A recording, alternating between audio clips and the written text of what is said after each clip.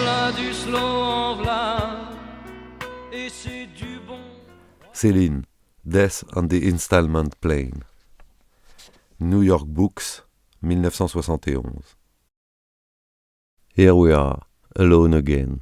It's all so slow, so heavy, so sad. It'll be whole soon. Then at last it will be over. So many people have come into my room. They've talked. They haven't said much. They've gone away. They've grown old, wretched, sluggish, each in some corner of the world. Yesterday at 8 o'clock, Madame Bérange, the concierge, died. A great storm blew up during the night. Way up where we are, the whole house is shaking. She was a good friend, gentle and faithful. Tomorrow, they are going to bury her in the cemetery on the Rue des Saules. She was really old, at the very end of old age. The first day she coughed, I said to her, "Whatever you do, don't stretch out. Sit up in bed." I was worried.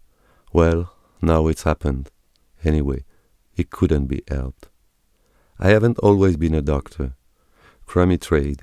I write the people who've known her, who've known me, and tell them that Madame Bérange is dead. Where are they? I wish the storm would make even more of a clatter. I wish the roofs would cave in, that spring would never come again, that the house would blow down. Madame Bérange knew that grief always comes in the mail. I don't know whom to write to anymore. Those people are all so far away. They've changed their souls. That's the way to be disloyal, to forget, to keep talking about something else. Poor old Madame Bérange. They'll come and take her cross-eyed dog away. For almost 20 years, all the sadness that comes by mail passed through her hands. It lingers on in the smell of her death, in that awful sour taste. It has burst out. It's here. It's skulking through the passageway. It knows us, and now we know it. It will never go away. Someone will have to put out the fire in the lodge. Whom will I write to? I have nobody left. No one to receive the friendly spirits of the dead. And let me speak more softly to the world. I'll have to bear it all alone. Towards the end, the old lady was unable to speak. She was suffocating. She clung to my hand. The postman came in. He saw her die. A little hiccup, that's all. In the old days, lots of people used to knock on their door and ask for me.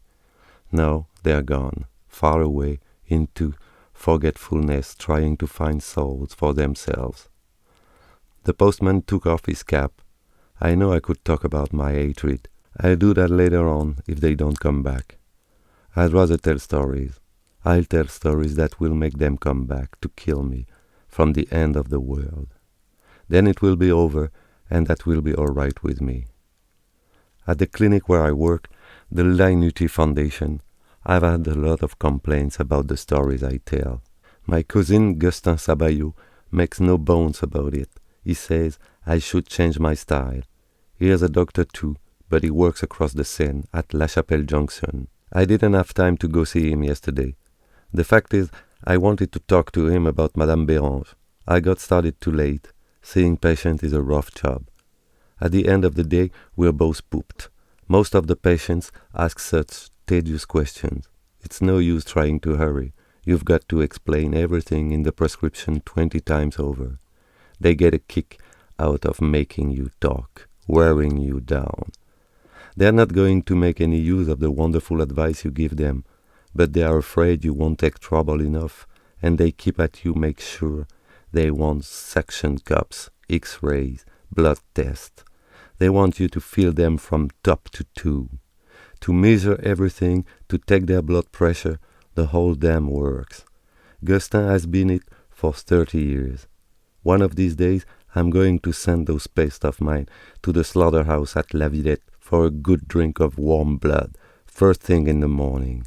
That ought to knock them out for the day. I can't think of any other way to discourage them. The day before yesterday, I finally decided to go and see Gustin at home. The suburb where he lives is a 20-minute walk from my place once you've crossed the Seine. The weather wasn't so good, but I started out just the same. I thought I'd take the bus.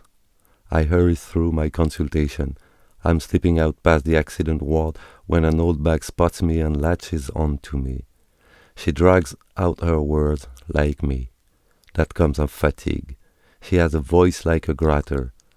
That's from liquor.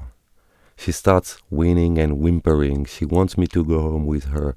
Oh, doctor, please come, I beg of you. My little girl, my Alice. It's on the Rue Rancienne, just around the corner. I didn't have to go. My office hours were over, supposedly. She insists. By that time, we're outside. I'm fed up with sick people. I've been patching up those pests all day, dirty of them. I was all in. Let them cough. Let them spit. Let their bones fall apart. Let them bugger each other. Let them fly away with 40 different nasties in their guts. To hell with them. But this sniveling bitch holds me tight, falls on my neck, and blows her despair in my face. Her despair reeks of red wine. I haven't the strength to resist. Anyway, nothing would have made her let go. I thought maybe when we got to the Rue des Casses, which is a long street without a single lump, I'd give her a good kick in the ass. So for the 100th times I've weakened. And the record starts up again. My little girl, please, doctor, please, my little Alice, you know her. The Rue Rancienne wasn't around the corner. It was completely out of my way. I knew exactly where it was. It's after the cable factory. She's still talking, and I listened through my private haze. 82 francs a week, that's all we've got to live on, with 2 children, and my husband is such a brute. It's shameful, doctor. I knew it was all a lot of hokum. Her whole story stunk of booze and sore stomach. By the time we'd go to the hangout, I climbed the stairs. At last I could sit down. The kid wore glasses. I sit down beside her bed. She's sick all right, but even so she was playing with her doll, kind of. I thought I'd cheer up. I'm always good for a laugh when I put my mind to it. She is not dying, but she does have trouble breathing. She certainly got an inflammation. I make her laugh. She gags. I tell her mother there's nothing to worry about. The bitch. Now she's got me cornered. She decides she can use a doctor too. It's her legs, all covered with black and blue marks where she's been beaten. The hikes up her skirts. Enormous bruises and deep burns. Her unemployed husband did that with the poker. That's the way he is. I tell her what she can put on them. I take a piece of string and make a kind of swing for the miserable doll. Up and down she goes, from the bed to the knob and back. It was very funny. That was better than talking. I apply the stethoscope. She's wheezing pretty bad, but it's nothing dangerous. I tell the mother there's nothing to worry about. Exactly the same word as before. That's what gets you down. The kid begins to laugh. She gags again. I have to stop. Her face is all blue. Mightn't she have a little diphtheria? I'll have to see. Take a specimen? Tomorrow. The father comes in. With his 82 francs, they can't afford wine. All they've got to drink is cider. I drink it out of a bowl, he says right off the bat. It makes you piss. And it takes a swig from the bottle to show me. We all say how lucky it is that the little angel isn't too sick. What interested me most was the doll. I was too tired to bother about grown-ups and diagnoses. Grown-ups are pain in the ass. I was determined not to treat a single one until next day. I guess they think I don't take my work seriously. To hell with what they think. I drink their health again. The consultation is absolutely free, gratis, for nothing. The mother brings up her legs again. I give her a last piece of advice. Then I go down to the stairs. On the sidewalk, there's a little dog with a limp. He follows me without a moment's hesitation. Everything attaches itself to me today. It's a little fox terrier, black and white. Seems to be lost. Those unemployed punks upstairs, what ingratitude. They don't even see me to the door. I bet they're fighting again. I can hear them yelling. He can stick the whole poker-up ass for all I care. That will teach her to waylay me at closing time. I turned off to the left towards Colombe. The little dog was still following me. After Asnières comes La Jonction, and then it's not far to my cousin's. I couldn't stand seeing him drag along like that. Maybe I'd better go home after all. We've turned back by way of the Pont Binot, skirting the row of factories. The dispensary was shut up tight when we got there. We'll feed the little mout, I said to Madame Hortense. Somebody will have to get some meat. We'll call up first thing in the morning. The SPCA will send a car for him. We'd better lock him up for tonight.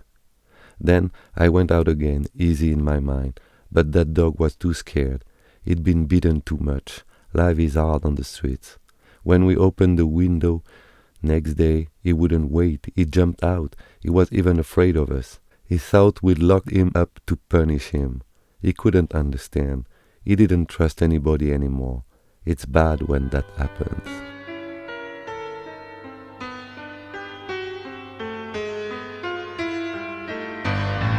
En v'là du slow, en v'là, et c'est du bon, croyez-moi. Tâtez-moi, c'est l'arme ici, touchez-moi ça.